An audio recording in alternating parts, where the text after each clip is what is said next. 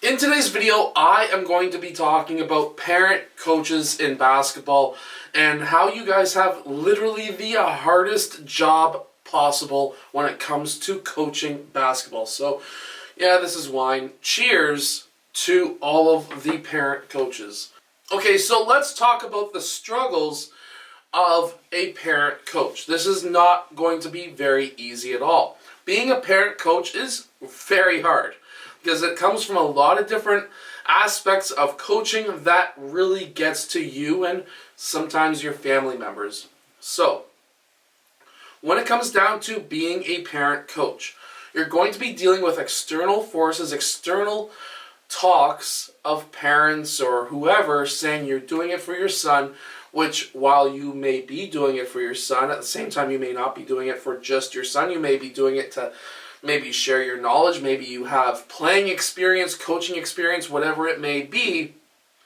You want to be there for your son's team, and maybe your son's team just didn't have a coach and you had a coach. One or the other. There's usually some reason why you're there, and I would say probably at least 85 to 90% of the parent coaches out there are doing it not just for their son, but their son's friends, and of course, to get the team wins.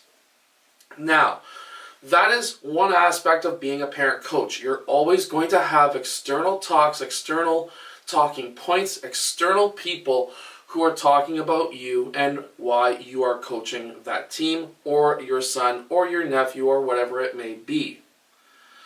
I have very good experience being a parent coach. Even though I really dinged parent coaches back in my early days of coaching, I now coach my nephew. And so I get to have both perspectives. The perspective of being a non-parent coach, but at the same time having the perspective of being a parent coach. So, on the actual external talk side, that is going to be mentally tough on yourself. Let's face it. Even if you are, let's say you're not doing it just for your son. Let's say you're doing it to be able to actually get the team wins because you have experience in basketball. That's going to play on your mental side. Next is even tougher, because the next part is going to be what I faced a lot with my nephew, which is your son, your daughter, your nephew isn't actually that good, because you are just putting him into a position to be good on your team. That is what other coaches will say, and that is what other parents will say, and anybody who does player rankings, in most cases, will say that as well. That was said about my nephew, David, who I've featured on this channel a lot. As soon as the player rankers were able to see him play at a certain level, they were able to say, damn, he's good. And then other players, I've even heard it from other players who literally went up to David and said, you're better than I thought. I thought you were just put into a position to be able to score 30 points a game and call it a day. But in reality, he just torched them, and they were trying to focus on it, shutting him down, and when in reality they were unable to do that. So, your son is going to have the mental aspect of everyone saying around him that he's only good because you're putting him in a system to be able to excel. So now you're making it a little bit tougher on your son's mental side. Whether he will hear these talks or not, who knows? But my nephew was able to hear it, and I don't think it affected him. He's pretty strong-minded. He's one of the toughest-minded guys. Some of the things that affect me, that piss me off, he's like, I really don't care. And I'm sitting there in my mind being like, I just want to punch somebody, and there's him saying, I really don't care. I'll prove him wrong. It doesn't matter. And I'm just like, I don't know how you're doing it. But either way, I'm just happy that he's mentally tough and strong. But then there's even the harder, tougher side.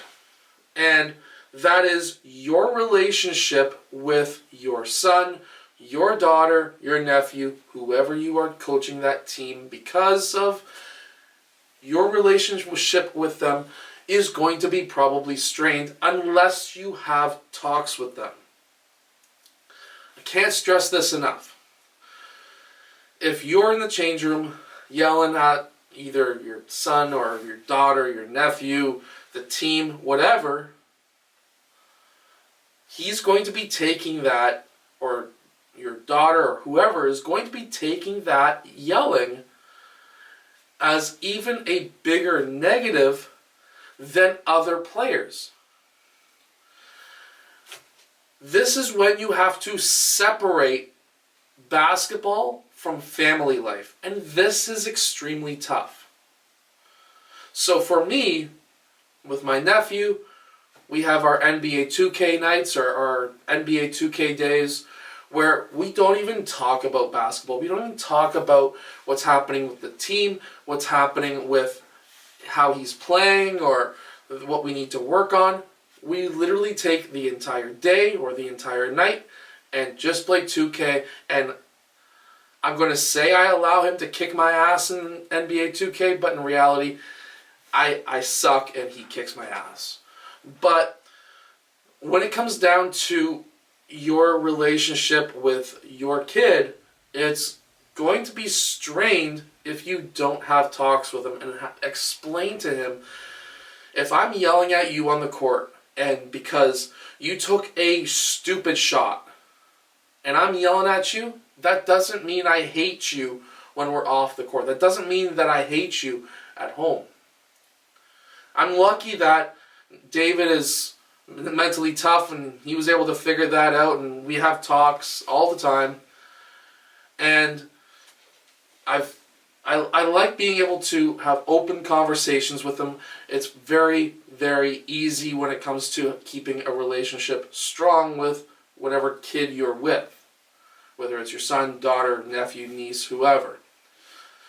Now, if you don't explain that to him, I've seen a lot of parent coaches and their kids start getting spread apart. I see it a lot because that coach will take the bad game that kid had or their team had, and he will talk about it the entire way home. He will talk about it when they get home. They will talk about it while they're at home, and it just doesn't go away. So when I'm with David as an example, let's say we're hanging out, we don't talk about basketball. I might bring up, hey, tomorrow we got practice, or tomorrow our training session is, or the training that we're going to do is at like 10 a.m. This is what I've got planned. What would you like to work on? That's okay because we're planning for the future, but we're not talking about what happened in the past. Also, a rule that I put in place with the parents of the teams that I coach, I follow the same rule, which is obviously on the way home. Sometimes we will talk, but after you get home, don't talk about it for 24 hours. Simple rule, because on the way home, you want to just try and be as nice as possible, especially on a loss, especially if that player had a terrible game, whatever it may be. Hey, you didn't shoot the ball very well. Your shooting percentage was very low. You took some bad shots. This is what I would do better. This is what I would change. And instead of going in and just yelling the entire time, at least now you are teaching. But that is going to be a relationship that you are going to have two different relationships. You're going to have a basketball relationship. You're going to have a family relationship. And some coaches just cannot balance that, and it's very tough. So that's the three things that make parent coaches extremely, insanely tough to be able to do. Being able to focus or not focus on external talks, being able to handle your son or daughter, niece, nephew being talked negatively about by others, and then your own relationship with that child. Those three things you have to balance, while a regular coach just has to focus on what the other team is doing, what our team is doing, and what our team needs to improve on, and versus what the other team, what we're about to play, does, their strategies, and how we can beat them. Because a parent coach still needs to worry about that as well. While a regular coach can go at home at night and not care about having to have a son or daughter who just had a bad game, and you kind of have to try and forget about it and not yell at them. You don't have to worry about external talks. You don't need to worry about your player getting made fun of by others because you're coaching them.